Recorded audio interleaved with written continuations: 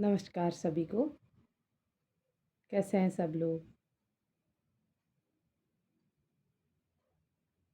आशा करती हूँ आप सभी लोग अच्छे ही नहीं बहुत अच्छे होंगे, क्योंकि होली का त्योहार ये हर्षोल्लास का पर्व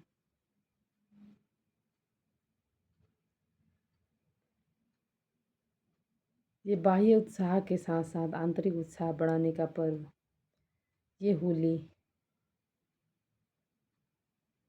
जिसमें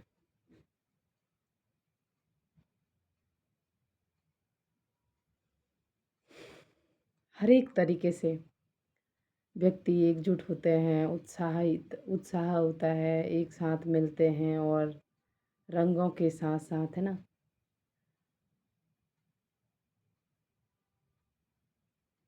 एक प्रकार से कहें तो उत्साह का ही तो है ना, उत्साह बढ़ाने का, है ना। तो होली के बारे में सभी को सब विदित है ना। होलिका, प्रहलाद, ये सब लोगों के बारे में आप सब लोग तो विदित ही हैं। अब इस होली के बहाने ये त्योहार आते क्यों हैं हमारे हमारे ये त्योहार जो होते हैं ना, ये हमें जगाने के लिए ही आते हैं। कुछ टाइम पहले शिवरात्रि आई थी और बड़ी बड़ी हम लोगों ने प्रतिज्ञाएं करी, किसी ने व्रत करे, उपवास करे, है ना। तो ये कहीं न कहीं ये त्योहार हमें वो अंदर की उत्साह और उस आत्मीयता, उस प्रेम, उस शांति, आनंद, शक्ति जो हमारे ओरिजिनल संस्कार हैं, उसको जो जागृत रखते हैं, है ना। उस बहाने हम लोग फिर से वो हर्षोल्लास, वो उत्साह, कभी बीच-बीच में हम लोग ना अज्ञानता से भूल जाते हैं उस संस्कारों को। वो जो हमारे प्योर संस्कार हैं, जो मेरा स्वभाव है, शांति, खुशी, प्रेम, आनंद, उत्साह, ये सब चीज़ों को हम भूल के कभी-कभी क्या होता है, हम काम करते-करते, रिश्तों को निभाते-निभाते, चीज़ों को करते-करते भूल से जाते हैं। तो फिर ये अलार्म की तरह ये जो त्योहार आते हैं, ये हमें फिर जगा जाते हैं कि हम स्नेह से रहना है, प्यार से रहना है, शांति से, उत्साह हमारे जीवन में हो, है ना। उत्साह जैसी कोई चीज़ नहीं, उत्साह ऐसी चीज़ है जो जिससे सब बहुत चीज़ें संभव हो जाती हैं, बड़ी-बड़ी सफलता हम पा सकते हैं, बड़ी-बड़ी चीज़ों को हम आसानी से पा सकते हैं। क्यों? क्योंकि उत्साह ऐसी पावर है उत्साह में, हम बड़ी-बड़ी चीज़ों को बड़ी सरलता से कर सकते हैं। और उत्साह बहुत लोगों को आपका सहयोगी बना देता है। उत्साह तुम्हारी ज़रूरत वाली चीज़ों को तुम्हारे पास ले आता, बहुत चीज़ों में उत्साह बहुत बड़ा चीज़ है। ये मनोबल हमारा ऊँचा रहे, है ना। और हम वो अपने ओरिजिनल संस्कार जो हैं, शांति, प्रेम, आनंद, खुशी, प्रेम, है ना, ये सब चीज़ों को भूलें नहीं। इसके लिए अलार्म की तरह ये त्योहार आते हैं और फिर से हम इन त्योहारों के बाद थोड़ा-सा इधर-उधर अपने कामों में, वो सब चीज़ों में फिर से भूलने लगते हैं।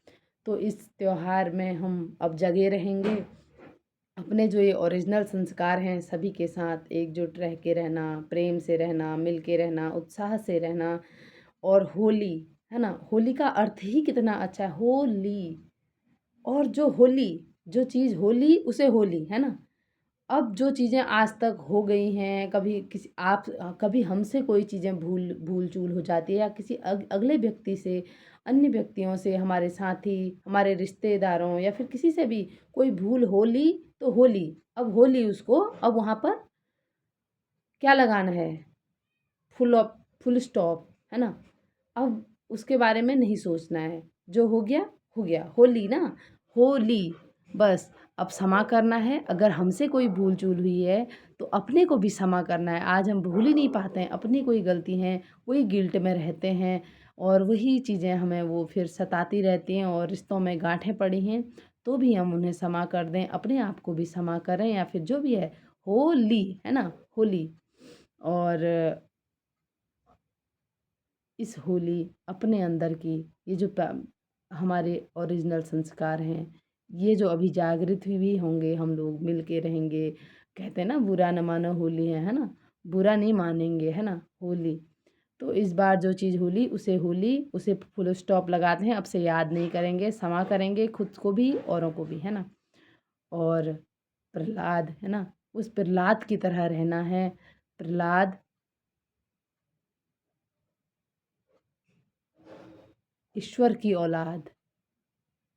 वो जो आप होली के बारे में सभी लोग विदित ही होंगे। एक बार होली की कहानी पढ़ना, कितना कुछ रहस्य उन सब में छुपा हुआ है। उनको मैं ज़्यादा विस्तार में नहीं जाऊँगी क्योंकि सभी लोग जानते हैं।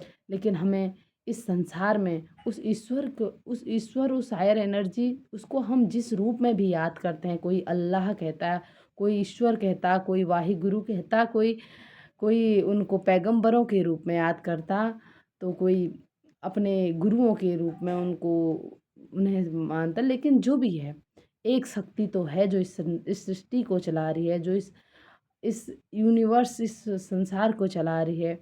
तो हमें उस शक्ति की औलाद, उस बच्चे, उनका बच्चा समझ के इस संसार में रहना है ना?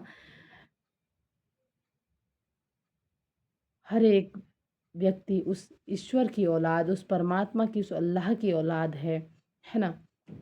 तो हम अपने आप को हर एक कार्य करते वक्त उसकी औलाद के रूप में अपने आप को ये याद दिलाना है। हम भूल जाते हैं कि हम कौन है ना? हम उसी की संतान हैं, उसी के हैं, है ना? तो हमें उस तरीके से रहना है। हर एक व्यक्ति उसी की संतान है। तो किस चीज़ का फिर उस तरीके का वो सब नेगेटिविटी ना? तो सब एक समान, सबसे प्यार, है ना?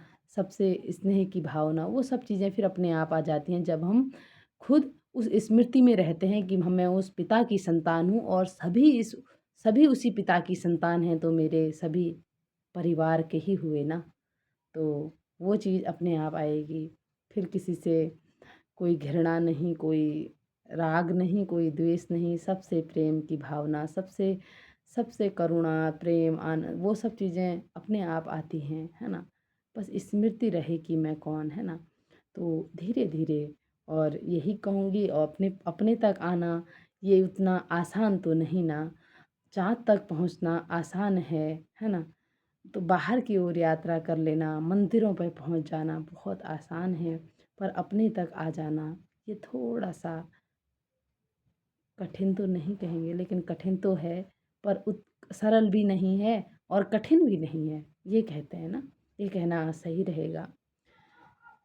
लेकिन जितना बाहर की ओर जाना सरल है, उतना सरल अंदर की ओर आना है नहीं, पर सरल बनाया जा सकता है। हुँ, है ना? तो धीरे-धीरे, धीरे-धीरे अंतर्मुखी होना है, अंदर की ओर आना है। जो चीज़ हम बाहर ढूँढ रहे हैं ना, शांति, प्रेम, आनंद, सुख, शांति, सब कुछ कहीं नहीं मिलेगा। सब कुछ अपने पास ही है। यहाँ तक आना है, अपने तक आना है, तो यहाँ सब कुछ मिलेगा। बस पर्दा हटाना है, ये पर्दा हटेगा, ध्यान, भक्ति, किसी का ध्यान से हटेगा। कोई जिसको ध्यान समझ में आए वो ध्यान करे, जिसको भक्ति समझ में आए वो भक्ति करे, जिसको संगीत समझ में आए वो संगीत से करे, जिसको सेवा समझ में आए, लेकिन स्वयं की सेवा से ही होगा, है ना? तो जो भी है, जो रास्ता मुझे अपने तक लाए, उस रास्ता हम सब समझते हैं, हर एक आत्मा समझती तो सब कुछ है ना। बस वो चीज़ें जीवन में उतर नहीं पाती हैं। हर एक व्यक्ति समझता है क्या सही क्या बुरा, है ना?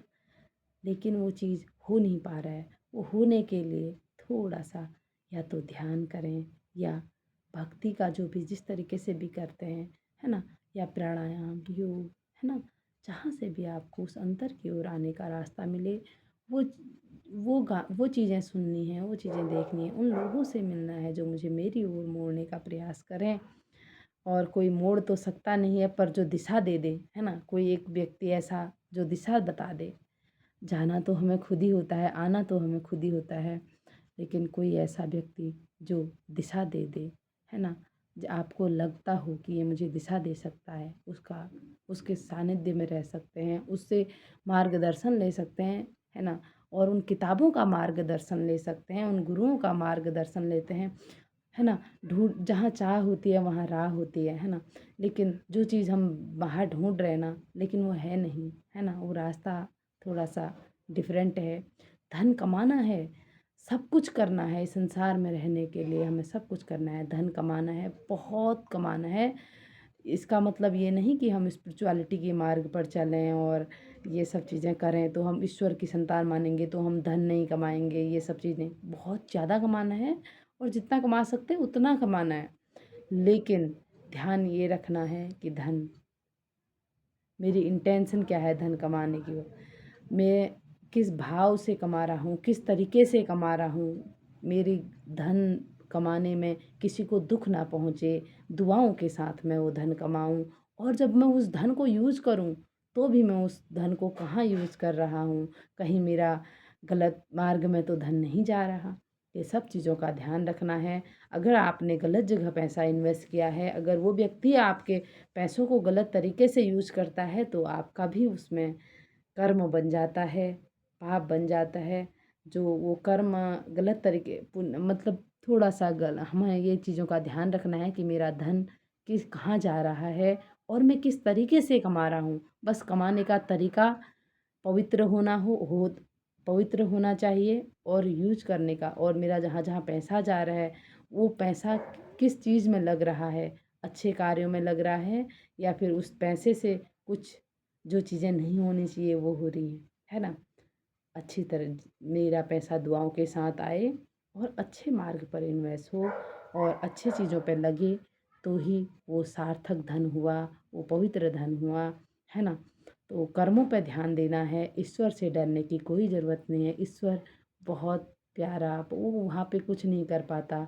डरना है तो सिर्फ़ हमें अपने कर्मों से डरना है।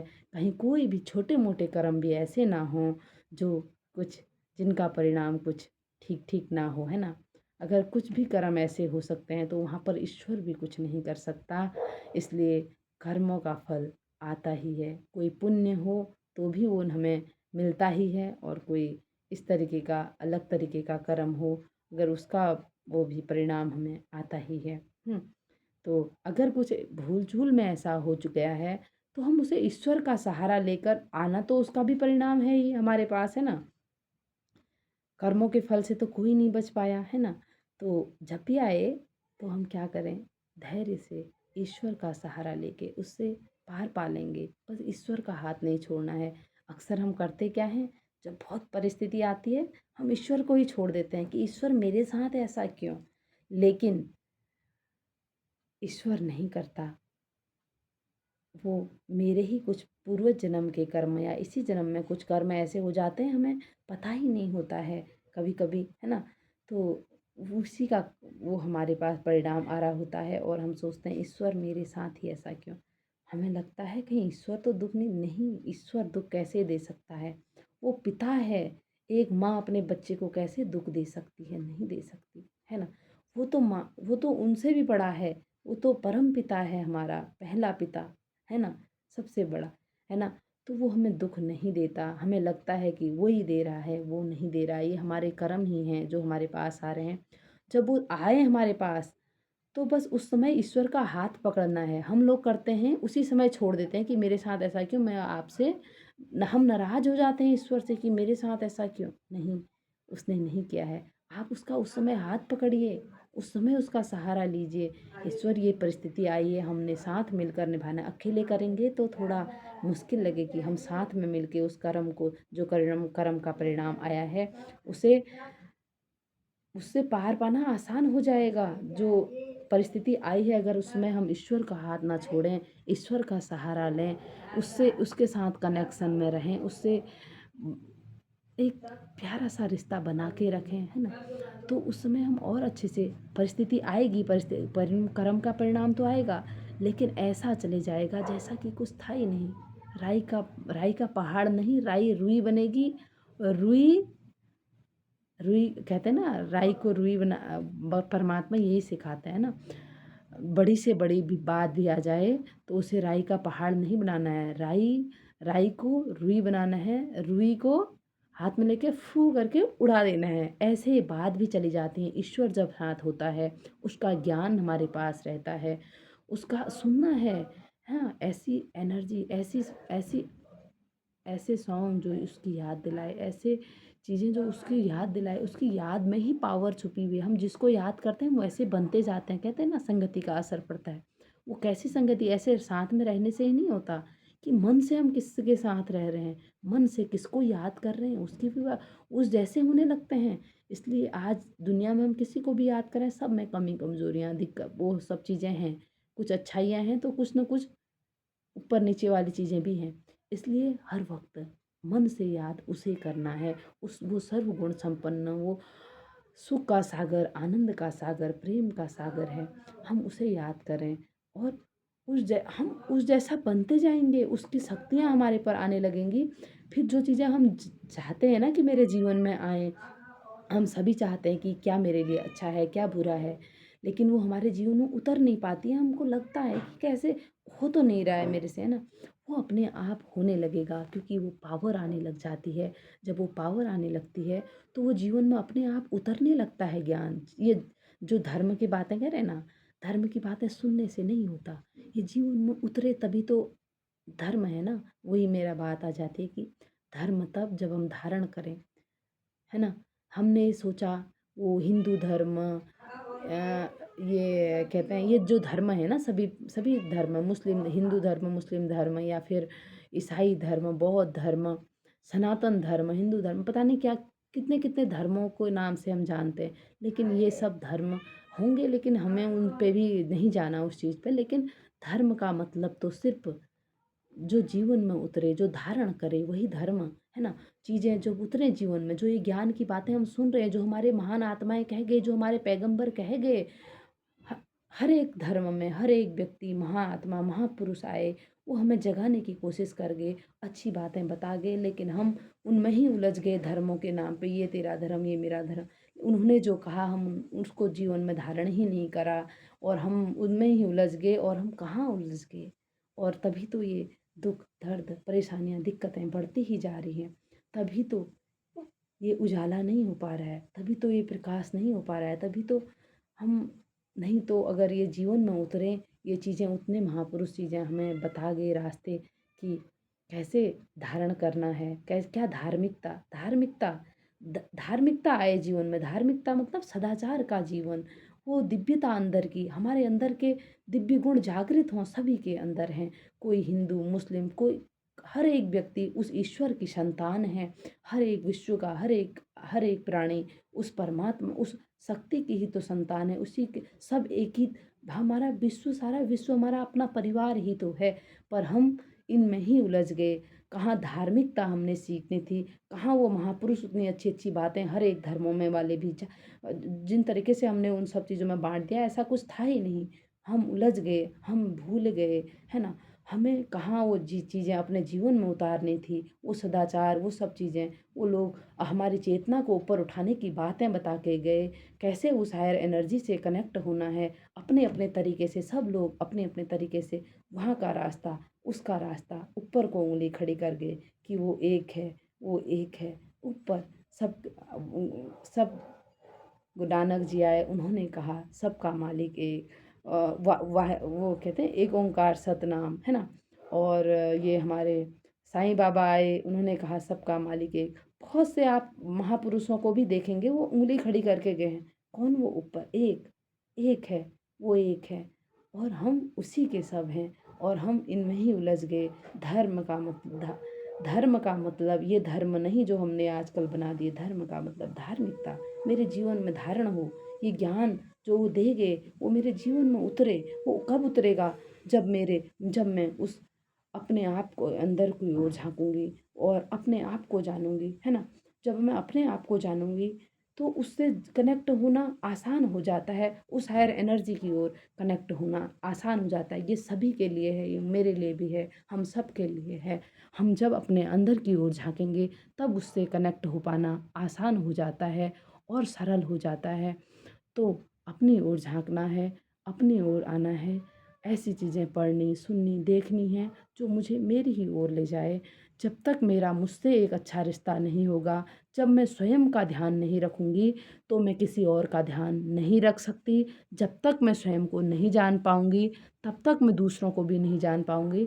तब तक एक ये बेचैनी बनी रहेगी, तब तक ये हलचल सी और अज्ञानता, ये अंदर एक वो एक बहुत अच्छा है ये जीवन, वो हम उस स्वाद से वंचित रह जाएँगे। बहुत अच्छा स्वादिष्ट वाला ये जीवन है। हम दर्द में ही ऐसा ही अपना जीवन यूँ ही बीत जाएगा, लेकिन हम वो स्वाद नहीं ले पाएँगे जो हर एक कुछ-कुछ लोग ले रहे हैं इस दुनिया में रहते हुए।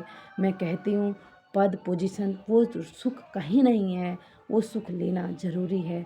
और सब कुछ करते हुए आधा घंटा, 1 घंटा ही तो अपने लिए निकालना है ना, तो थोड़ा-थोड़ा अपनी ओर झाँकने के लिए अपने लिए टाइम निकालना है और हम सभी निकालेंगे। और बहुत ज़्यादा लंबा ना खींचते हुए मैं अपनी वीडियो को यहीं पर विराम, अपने शब्दों को भी यहीं पर विराम देती हूँ। बस अपनी ओर झाँकिए, अपने पास आइए, एक ही रास्ता है उस तक पहुँचने का। उस तक पहुँचना आसान हो जाएगा, वो आपको खुद ही ढूँढ लेगा। बस खुद तक आ जाइए, अपने तक आना है।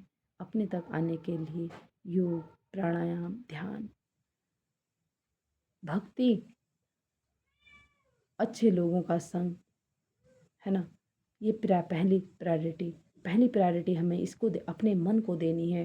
पहले मुझे अपने मन का ध्यान रखना है। जब मैं अपने मन का ध्यान रखूँगी, इस मन से ही तो शरीर है ना, ये शरीर, पहले इस शरीर को चलाने वाली शक्ति का ध्यान दूँगी, तो ये शक्ति अच्छी रहेगी, तो मेरा हर एक कार्य भी अच्छा होगा, कुशल होगा। मैं बाह्य रूप से भी सफल हो जाऊँगी, आंतरिक रूप से भी सफल ही नहीं सुफल हो जाऊँगी। अच्छा फल देने वाला, सद सदाचारी, सबके लिए कल्याण की भावना रखने वाला। और जब तुम अपना ध्यान रख स्वयं का ध्यान रखते हुए जब मैं सबका ध्यान रखती हूँ, तो वो एक अलग ही प्यार और प्रेम पहुँच रहा होता है हमसे। वो एक हमारा ऑरा ही अलग हो जाता है। फिर किसी रिश्ते में बहुत ज़्यादा मेहनत नहीं करनी पड़ती, वो हमसे वाइब्रेट हो रहा है, वो खुद स्वतः मिल रहा है लोगों को। और मैं आज लोगों, नहीं तो रिश्तों में कितनी मेहनत कर रहे हैं, गिफ्ट दे रहे हैं, वो सब चीज़ें कर रहे हैं। कुछ देने की ज़रूरत नहीं है, अपने आप को समझ जाइए। मैं तो कहती हूँ स्वार्थी बनना है पहले, कि मन अपना ध्यान रखे बिना हम किसी का ध्यान नहीं रख सकते, ये सत्य है। स्वयं का ध्यान, स्वार्थी मतलब इसमें मेरा स्वार्थ क्या है? पहले स्वयं का ध्यान रखना है। जो स्वयं को ही नहीं जान पाया, स्वयं को ही प्रेम नहीं कर पाया, वो दूसरे को कैसे देगा? जो चीज़ हमारे पास होगी, वही तो मैं दूसरे को दे पाऊँगी। अगर एक भिखारी से मैं धन माँगूँ, तो वो नहीं दे पाएगा, क्योंकि उसके पास है नहीं। वैसे ही अगर मेरे पास खुद शांति, प्रेम, आनंद सब चीज़ें हैं नहीं, तो मैं कैसे लोगों को, हमें लग रहा होता है कि मैं दे रही हूँ, मैं इतना प्यार दे रही हूँ लेकिन हमारे पास है ही नहीं, उसको मिल ही नहीं रहा है अगले व्यक्ति को। बस इतना कर लीजिए, अपने आप के पास ले आइए, आप खुश होइए, आप शांत हो जाइए, आप आनंद में हो जाइए, वो सबको अपने आप मिलेगा, देने की ज़रूरत ही नहीं पड़ेगी। आपके रिश्ते अपने आप अच्छे हो जाएँगे, और ये रिश्ते तो अच्छे होंगे ही, आपका तन भी अच्छा रहेगा, तन और मन सब अच्छा रहेगा, तो परिवार, घर जहाँ भी आप रहेंगे वो घर ही स्वर्ग हो जाएगा। स्वर्ग मीन्स कोई अलग से स्वर्ग भौगोलिक दशा नहीं है, ये मन की अवस्था का नाम ही स्वर्ग कहा। हमारे हमारे चारों ओर ऐसे लोग होंगे, हम किसी से हमारी घृणा और कोई दुश्मन नहीं होगा, वही तो स्वर्ग है। घर ही ऐसा घर ही आश्रम हो जाएगा, हर एक घर आश्रम होना ना, गृहस्थ आश्रम कहते थे ना पहले। घर, ऐसा घर हो, गृहस्थ ही सबसे बड़ा आश्रम ये तभी होगा जब मैं एक जना देने वाला बन जाएगा, एक जने के पास हो देने के लिए शांति, प्रेम, शक्ति, आनंद, है ना, वो भीतर की। हम बाहर से आजकल सब कुछ है, हमारे पास धन है, पैसा है, सब कुछ है, हम मांग भी नहीं रहे हैं, हम इंडिपेंडेंट हो रहे हैं, लेकिन हम अंदर से एक्सपेक्टेशन रखते हैं, अंदर ही अंदर हम मांग रहे हैं कि कोई मुझे प्यार से बात करे, कोई मुझे सम्मान से बात करे, कोई मेरी रिस्पेक्ट करे। नहीं, मैं सबकी दूँ। एक जना देने वाला परिवार में, एक जना, पहले कहते थे ना, एक जना कमाने वाला ज़रूर चाहिए। आज के आज के टाइम की ये ज़रूरत हो गई है कि एक जना ऐसा परिवार में चाहिए जो शक्ति, शांति, प्रेम, आनंद इन सब चीज़ों को कमाए। और एक दिया एक दिया होगा ना, तो एक दिए से काफ़ी प्रकाश फैल जाता है। वो दिया जो हम जलाते हैं ना, उस दिए के जैसा एक जने को घर में बनना है, एक जने को ये ज़िम्मेदारी लेनी है। और हमें किसी से कुछ नहीं चाहिए अंदर से, ठीक है? बाहर से नहीं, अंदर से। प्यार, सम्मान, रिस्पेक्ट ये सब चीज़ नहीं, मुझे देने वाला बनना है, मुझे देना है, देना है, देना है। जब हम देते हैं ना, लाख गुना होके लौटता है। ये ऐसी चीज़ है, धन तो देने से भले कम होगा लेकिन वो भी चीज़ें कहीं न कहीं से वापस आता है। लेकिन ये अंदर की चीज़ें जितना आप कमाएँगे, जितना आपसे वाइब्रेट होंगी, दुगनी होके लौटती हैं। ये प्रकृति दुगनी होके, सगुनी होके लौट आती है। और सबका ढेर सारा प्यार। ये बातें तो यूं ही हैं, है ना? जब जीवन में उतरे तभी है ना। तो इसके लिए ये जब जीवन में तभी उतरेंगी जब आप लोग ध्यान, प्राणायाम, योग अपने को टाइम देंगे, अपने आप के लिए टाइम निकालेंगे। पहली प्रायोरिटी मन को देनी है। इसके बाद आप सब कुछ करिए, इस दुनिया का सब कुछ एंजॉय करिए, कोई दिक्कत नहीं है। लेकिन इस मन का ध्यान रखते हुए अंदर की संतुष्टता के साथ, खुशी के साथ, है ना? अंदर भी, अंतर आत्मा को, अपने को गवा के कुछ नहीं करना है, अपने को जगाना है, अपने को जानना है। सब कुछ भीतर ही है ना? सब कुछ आनंद, प्यार, सुख, शांति सब कुछ आपको यहाँ मिलेगा। बस अपने ओर आने का प्रयास करना है। और होली की ढेर सारी शुभकामनाएं हैं। खूब खुश रहिए सभी लोग, सबका मंगल हो, खूब उत्साहित रहिए, है ना? ईश्वरीय रंग लगे सभी को, है ना? होली इस होली परमात्मा को, उस हायर एनर्जी को अपने को समर्पित करना है। मैं ये चेतन प्राण शक्ति, हे परमात्मा आपकी होली, है ना? होली, मैं आपकी होली, है ना? अब तू ही संभाल, है ना? हल्का होके जीवन जीना है। मैं तेरी होली। जिस भी रूप में उसको मानते हैं, उस शक्ति को, उस हायर एनर्जी को, जिस भी, कुछ लोग पैगंबरों के रूप में मानते होंगे, तो कोई गुरु के रूप में मानते होंगे, तो कुछ देवताओं के रूप में, तो कुछ, है ना? जिस भी रूप में आप उस हायर एनर्जी को मानते हैं, उसको दिल से याद करके बोलिए सब कुछ। मैं हर हर अंदर से हे परमात्मा या फिर हे अल्लाह आपकी होली, है ना? फिर हर एक टेंशन, हर एक चिंता उसकी, मैं जैसी हूँ, जो हूँ उसकी हूँ, है ना? बस ढेर सारी शुभकामनाएं, ढेर सारा प्यार।